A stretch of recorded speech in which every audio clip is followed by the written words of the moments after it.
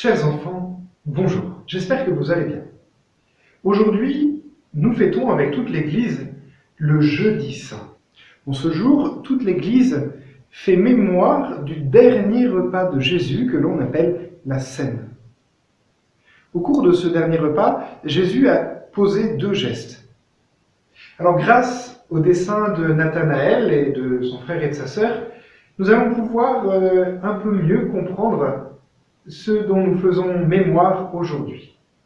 Le premier, c'est celui d'instituer l'Eucharistie.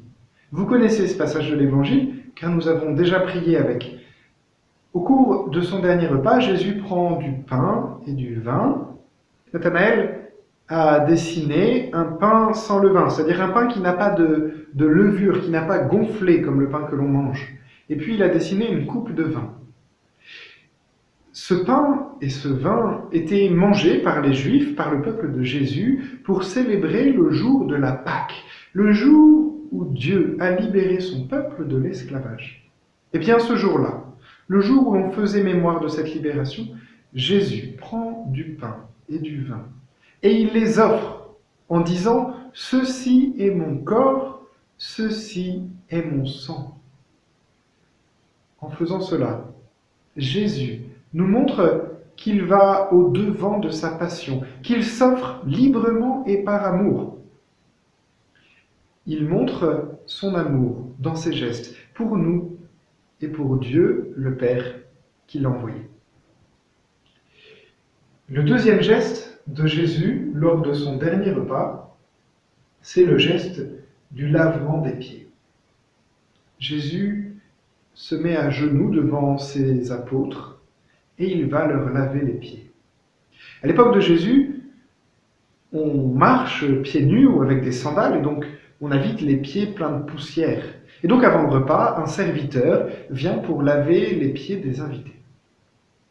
Eh bien Jésus va prendre cette place du serviteur pour ses apôtres. Ces apôtres qui avaient reconnu que Jésus est le Messie, qui avaient commencé à comprendre que Jésus est le Fils de Dieu, ils voient leur maître se mettre à genoux. Alors Pierre refuse.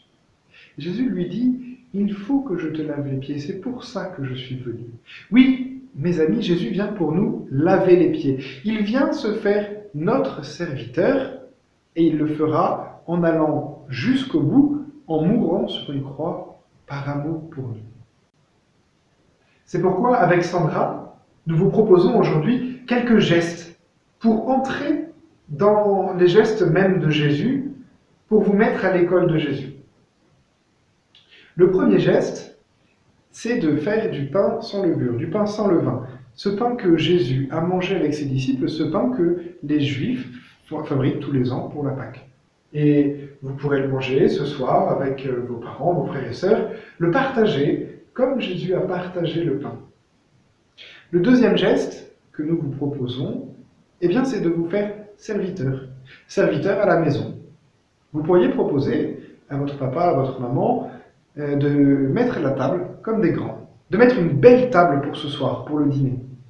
Une belle table, vous pouvez peut-être aller cueillir quelques fleurs dans le jardin, ou bien faire un beau dessin pour chaque personne de la famille. Voilà, faire une belle table de fête, et ainsi vous faire serviteur, et entrer dans la joie de Jésus qui se fait serviteur.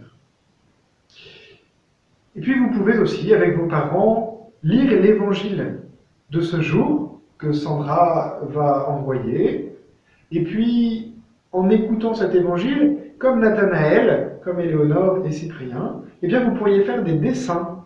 Et ces dessins, vous demandez à votre papa et à votre maman de l'envoyer à Sandra. Et puis dans les prochaines vidéos, nous pourrons voir un peu les dessins des uns et des autres.